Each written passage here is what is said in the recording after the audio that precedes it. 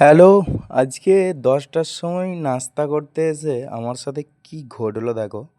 বন্ধুর কাছে একটা ড্রাগন ফ্রুট ছিল, সেটাই ময়দায় মাখিয়ে কালার করে একটা পরোটা বানাচ্ছি।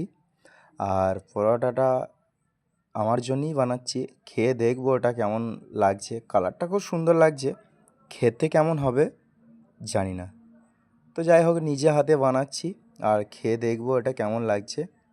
আর এখানে সব এরা দেখছে কীরকম কালার হচ্ছে না হচ্ছে। আর এদিকে আমি পরোটাটা বানিয়ে নিচ্ছি।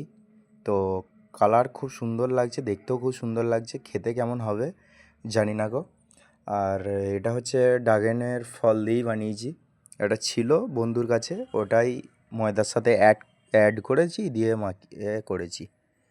তো পরোটা ফাইনালি ভাজা হয়ে গেছে। এখন হচ্ছে পরোটাটা হচ্ছে একটু ফাটিয়ে নিচ্ছে, তাতে খেতে খুব ভালো লাগবে বলে। ফাইনালি আমার কাছে চলে এসছে, খেয়ে দেখবো কেমন হচ্ছে। তো খাবারটা হচ্ছে খেতে খুব সুন্দর ছিল, আর ফ্লেভারটা হচ্ছে আসছিলো ড্রাগনের।